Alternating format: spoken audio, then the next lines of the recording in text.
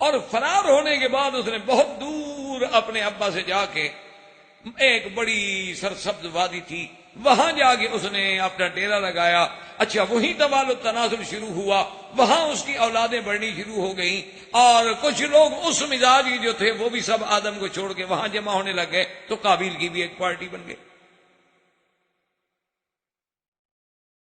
اور جب قابیل کی ایک پارٹی بن گئی، خدا کی قدرت ہے، اللہ معاف کرے، چونکہ وہ سارے ابتدا جو تھی وہ اولاد بھی زنا ہونے سے تھی، اللہ معاف کرے، جرم سے تھی، قتل سے تھی، کہ باپ قاتل بھی ہے، زانی بھی ہے، اور اپنے ابا پیغمبر کا مخالف بھی ہے۔ اب آگے جو اولاد اور نسل چلتی گئی، پیدا ہوتی گئی، تو شر بڑھتا گیا، زنا بڑھتا گیا، فواحش بڑھتے گئے، برائیاں بڑھتی گئی۔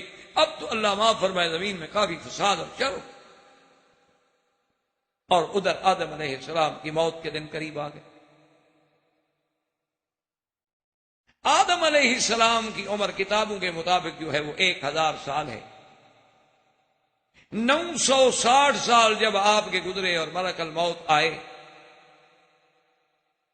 اور ایک روایت میں ہے کہ آدم علیہ السلام نے اپنے بچوں کو بلایا اور کہا کہ انی اشتہی ثمار الجنہ، میری خواہش ہے کہ کوئی پھل مل جائے، کیونکہ یہ پھل جو ہیں گویا کہ ایک جنت کے پھلوں کا نمونہ ہے، ورنہ جنت کا پھل تو جنت کا پھل۔ تو تم لوگ جاؤ اور تلاش کرو کہ کوئی پھل مل جائے، میری خواہش ہے پھل کھانے کی۔ تو بیٹے دوڑ پڑے کہ جا کے ڈھونڈتے ہیں کہ کہیں سے پھل مل جائے۔ وہ ڈھونڈنے کے لیے جا رہے تھے تو راستے میں فرشتے اللہ کے آ رہے تھے انسانوں کی شکل میں۔ انہوں نے پوچھا کہ بیٹے کیوں اتنی جلدی جلدی جا رہے ہیں؟ انہوں نے کہا آدم علیہ السلام ہمارے ابا بیمار ہیں، ان کو بڑی تکلیف ہے، ان کے لیے ہم پھل ڈھونڈنے کے لیے جا رہے ہیں۔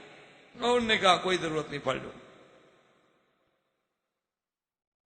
نے کہا کیوں؟ انہوں نے کہا وقت حضرہ الموت، ان کو موت آ گئی، ہم کیا کریں گے پھل؟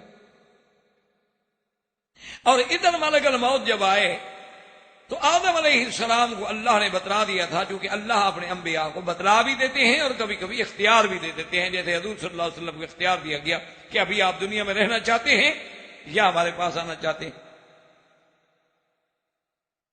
آدم علیہ السلام نے کہا کہ بھی ملک الموت تم تو بڑی جلدی آ گئے، ابھی تو 40 سال میری عمر میں باقی۔ انہوں نے کہا اچھا، آپ نے اپنے بیٹے داؤد علیہ السلام کو 40 سال نہیں دیے تھے؟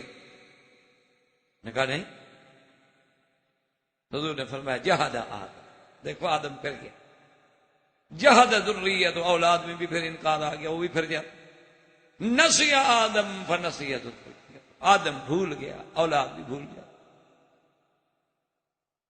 اب جب ملائکہ آئے روح قبض کرنے کے لیے تو بی بی حوا جو تھی نا گھبرا گئی کہ بھئی میرے خامد کی، میرے شوہر کی موت کا وقت آ رہا ہے، اور بات تو سن رہی ہے۔ تو بیوی جو تھی وہ کچھ فرشتوں کو روکنا چاہی کہ میں فرشتوں کو روک دوں کہ دیکھو جی ٹھیک ہے، اصل عمر تو ان کی 1000 سال تھی نا، چلو صرف کہا تھا نا۔ تو آدم علیہ السلام غصے میں آ گئے، فرمایا حوا ایک دفعہ پہلے جنت سے نکالا ہے، اب پھر بھی کر رہی ہے۔ آدم علیہ السلام غصے، فرمایا التی اخرجتنی من الجنہ، تم نے تو مجھے نکالا ہے، اور آج پھر ملائکہ سے جھگڑا کر کے مجھ سے ایک اور غلطی کروانا چاہتی ہو کہ میں ان کو روک دوں؟ بیٹھ جاؤ دور بس۔ تو آدم علیہ السلام کا روح قبض ہوا، اور اس کے بعد آپ کی غسل، آپ کو خوشبوئیں لگائی گئیں، غسل دیا گیا، کفن پہنا گیا، سب کام کس نے کیا؟ فرشتہ۔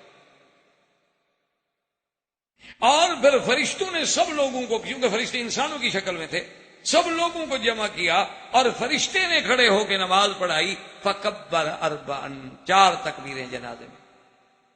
اور جب 4 تکبیریں کہہ کے جنازے سے فارغ ہوئے تو اس کے بعد پورے آدم علیہ السلام کی اولاد کو اور حاضرین کو، چونکہ تھے تو سب اولاد میں، کہا ھذہ سنت اللہ، یہ اللہ کا حکم ہے کہ جب کوئی مر جائے تو اس طرح غسل دیا جاتا ہے، اس طرح کفن دیا جاتا ہے، اس طرح دفن دیا جاتا ہے، اور اس طرح اس پہ جنازہ پڑھا جاتا ہے، اور اس طرح قبر بنائی جاتی ہے فدفنوہ۔ لیکن آدم علیہ السلام کی قبر میں بہت اختلافات۔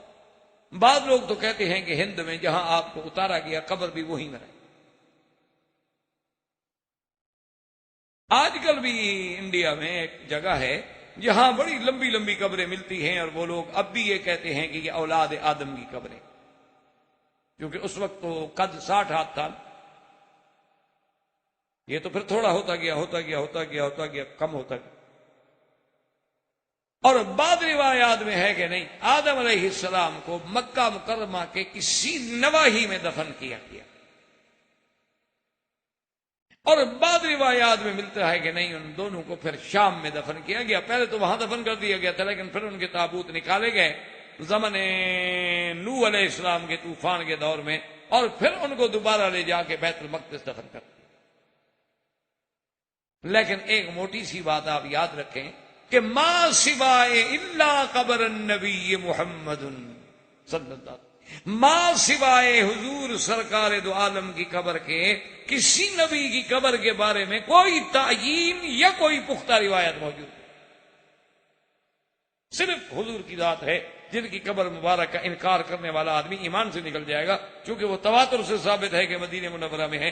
باقی انبیاء علیہ السلام کے بارے میں روایات ہیں، کوئی ہے کہ بیت المقدس میں ہیں، کوئی ہے بیت اللحم میں ہیں، کوئی ہے کہ بیت الخلیل میں ہیں، کوئی ہے کہ جناب 70 انبیاء یہاں مکہ میں دفن ہیں، کوئی ہے کہ حرم میں دفن ہیں. یہ سب روایات ہیں، لیکن کوئی حقیقی روایت نہیں ہے. میرے خیال میں اللہ کو یہی منظور ہوگا، اللہ نے اپنے انبیاء کی قبروں کو شرک سے بچانا ہوگا.